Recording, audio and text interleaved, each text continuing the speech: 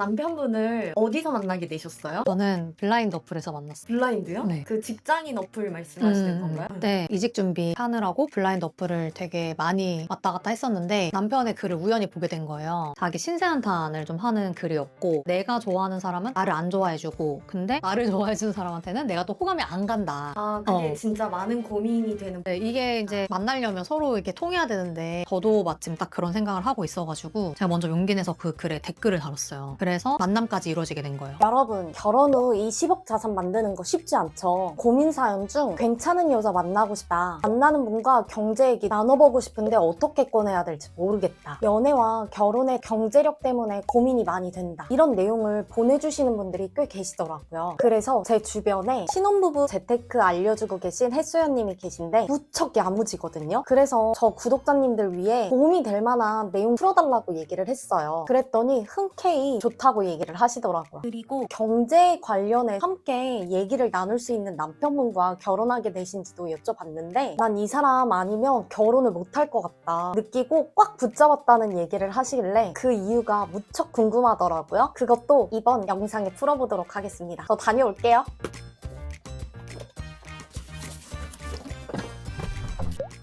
이제 만나기 전에 어떤 마음이 드셨어요? 이게 내가 온라인에서 이성을 만나는 게 맞나 되게 불안했죠. 그래서 약속을 잡고도 1시간 전까지도 이거 그냥 취소할까? 이런 고민을 되게 많이 했었고 그래도 용기를 낸 건데 아깝기도 하고 해서 약속 장소를 제가 아는 곳, 익숙한 곳으로 혹시 무슨 일이 있으면 언제든지 도망칠 수 있는 그런 좀 트여있는 그런 공간으로 잡고 그렇게 만났어요. 어떤 식으로 댓글을 다셨는지 알 수 있을까요? 뭐 공감 간다 뭐 이런 내용이었던 것 같아요. 그럼 그 공간의 댓글 보시고 서로 따로 쪽지를 맞아요. 남겨가지고 남겨가지고 카톡을 하자 해가지고 만남까지 하게 된 거죠. 지금 얘기를 들어보면 블라인드 어플을 통해 댓글로 서로 연락을 하게 됐고 공감 포인트가 생기니까 쪽지를 남기고 카톡으로 넘어간 건데 네. 이 시점은 어느 정도 걸리셨어요? 한 일주일? 그러니까 계속 일주일 동안 대화한 건 아니고 어쨌든 맞는 시간에 만나야 되잖아요. 그쵸? 그래서 그것까지 해서 한 일주일 정도? 그런 불안한 부분을 느끼셨는데도 불구하고 이 사람 한번 만나볼까 하는 용기가 생기셨어요. 솔직했던 것 같아요. 기억나는 게뭐 이렇게 글 올리면 쪽지 많이 오냐 그렇게 물어봤어요. 아, 그런 거 많이 물어봐요. 대놓고 그랬는데 많이 온다. 그럼 몇 명 만났냐? 실제로 뭐 만나기로 했냐? 이런 것도 몇 명이 오긴 왔는데 뭐 약속은 아직 안 잡았다 뭐 이런 식으로 제가 어떤 말을 해도 빨리빨리 답이 오니까 거의 진전이 되게 빨랐던 것 같아요. 오히려 생각 많이 안 하고 계산적이지 않은 모습 맞아요. 그렇게 용기를 내서 그리고 내가 안전한 만남의 장소로 잡고 나서 보게 된 남편의 첫인상은 어떠셨어요? 일단 남편이 눈이 좀 큰 편이거든요. 그래서 되게 저를 이렇게 명확하게 딱 또렷하게 보고 대화를 하더라고요. 근데 저는 그걸 좀 중요하게 봐요. 사람을 만날 때 이 사람의 눈빛이 흐리멍텅하지 않고 명확한지 이건 개인 취향이긴 한데 그게 마음에 들었고 대화를 할 때도 아까 처음에 얘기할 때도 솔직하게 그냥 빨리빨리 얘기했다 했잖아요. 근데 저도 이제 질문을 할 때도 물어보고 싶으신 거 있으면 다 얘기하세요 이렇게 먼저 얘기를 해주는 거예요. 아, 남자분께서?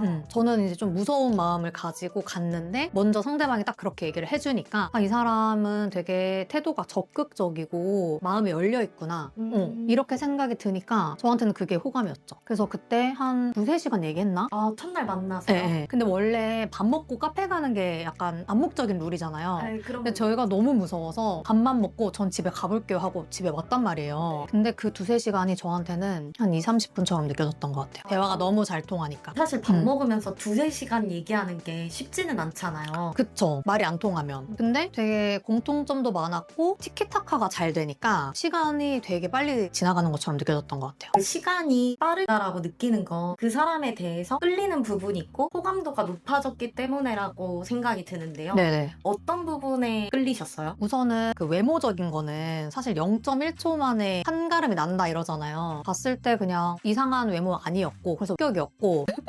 이상하네요. 그러니까 뭔가 이렇게 내가 이 사람 봤을 때 손을 좀 잡을 수 있을 것인가 스킨십을 할 수 있을 것인가 이런 거 상상을 딱 자연스럽게 하게 되는데 거기서 막 못할 것 같아 막 이런 정도는 아니었으니까 솔직히 소위 말해서 뽀뽀까지 가능한지 그런 거 없다. 그 정도는 이제 통과가 됐고 그 다음은 이제 성격이랑 태도 뭐 이런 거였는데 되게 적극적으로 열린 마음으로 저한테 딱 먼저 배려해주고 얘기를 많이 해주니까 자연스럽게 이 사람 되게 서글서글하다 숨김이 없고 되게 온라인에서 만났는데 반전 반전 매력이 저한테 있었던 거예요. 그러니까 반전 매력이라면 제 생각에는 온라인에서 만난 사람들은 좀 이상할 거고 숨기는 게 많을 거고 소위 말하는 좀 날라리 가볍고 이런 사람일 거다라고 생각을 했는데 직접 만나서 대화를 하니까 되게 열심히 사는 사람이었고 정상이었고 그러다 보니까 그게 더 저한테는 장점으로 느껴졌던 것 같고 첫 만남에서 열심히 사는 사람이라고 느끼고 호감도가 더 올라간 것처럼 보이는데 직접적인 호감 신호를 먼저 보내기 시작한 건지 궁금하거든요. 사실 첫날에는 제 신변 보호를 위해서 사실 정신없이 헤어지느라 전 이만 가보겠습니다 막 이랬어요. 네. 그랬는데 남편이 저한테 근데 저는 마음에 드는데 우리 다음에 만날 수 있는 거죠? 이렇게 딱 물어보는 거예요.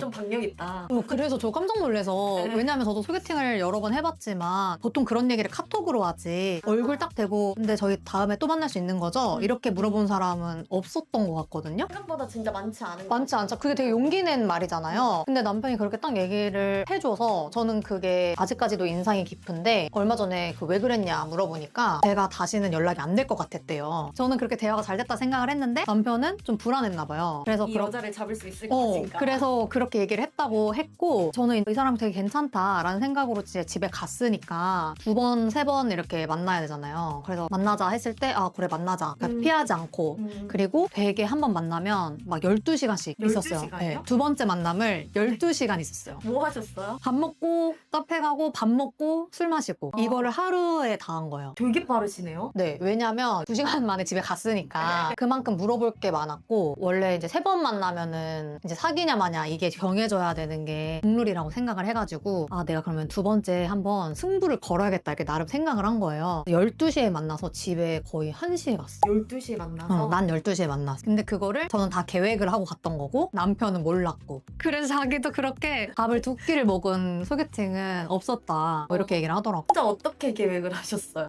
점심을 한 12시에 먹고 카페에 가고 하면 한 3, 4시면 이제 헤어질 시간이잖아요. 그쵸. 그때 오늘 그러면 저녁에 뭐 하세요? 라고 물어봐야겠다. 그리고 그때 저녁에 약속이 있는지 없는지도 봐야겠다. 이 사람이 이중 약속을 잡는 사람인지 그런 것도 좀 봐야겠다 생각을 했었고 근데 다행히 아무것도 안 하고 집에 간다. 이래서 그러면 저녁도 저랑 먹자. 저녁 먹고 술도 한잔하고 술도 일부러 막 먹인 거예요. 근데 제가 술을 못해요. 네. 그래갖고 제가 너무 어지러운 거예요. 안주를 하나 시켜놓고 몇 시간 있었지 그 집에서? 한 5시간 있었나? 5시간? 계속 대화하고 옆에 사람들 계속 바뀌는데 계속 붙박이처럼 앉아가지고 계속 대화. 그게 저한테는 호감 신호였어요. 저녁도 나랑 먹자 이렇게 말하는 거 저는 되게 용기 낸 거였거든요. 너랑 오랫동안 시간을 보내고 싶다 이렇게 말을 한 것도 저한테 호감 신호였고 질문을 굉장히 많이 한 거. 이 사람이 안 궁금하면 질문 안 하잖아요. 그쵸. 궁금하니까 물어본 거고 편도 그런 거에서 이 사람이 나랑 바래볼 의지가 있나 보다 라고 생각했대요. 끊임없이 질문을 하니까. 남자분들이 여자가 나한테 질문을 많이 한다, 개인적인 얘기를 많이 꺼낸다, 이런 부분에 대해서 호감 신호 질문을 주시기도 하는데 네. 호감 가는 남자한테와 호감 가지 않는 남자한테 물어볼 수 있는 질문 차이의 갭이 뭐가 있는지 궁금하거든요. 저는 호감이 없는 사람한테는 해야 되는 이유가 명확할 때만 할 것 같아요. 굳이 연락을 안 하고 뭔가 궁금하다거나 정보가 필요하다거나 뭐 물어볼 게 있다 이러면 할 수 있는데 그게 아니고서는 굳이 연락을 할 필요가 없는 거고 호감이 있는 사람한테는 이제 별게 다 궁금한 거죠. 뭐 해? 밥 뭐 먹었어? 뭐 이런 거 있잖아요. 뭐 이번 주말에 뭐 할 거야? 어떻게 보면 그냥 쓸데없는 얘기들 그런 거를 이제 하게 되죠. 이제 그 사람의 일정에 대해서 궁금해. 네네. 자꾸 개인적인 걸 물어보게 되고 그러면서 또 제 얘기도 계속 하게 되고 계속 질문만 할 수는 없으니까. 어플로 만나서 용기를 냈던 분과 결혼까지 하게 되셨는데 맞아요. 소개팅 어플이라든지 많이 만남을 하잖아요. 근데 과연 결혼까지 갈 수 있는 진지한 만남일까에 대해서 은근 고민을 하시는 분들이 많단 말이에요. 어떤 모습에 결혼까지 생각을 하게 되셨는지 궁금하거든요. 계속 사귀다 보니까 저랑 반대되는 모습이 있었는데 그 중에서 마음에 들었던 게 저 남편이 평소에 이렇게 감정 기복이 심하지가 않아요. 화를 쉽게 내지 않는 성격이기도 하고 원체 긍정적으로 생각하는 편이거든요. 저는 이제 물컵에 물이 반이 있으면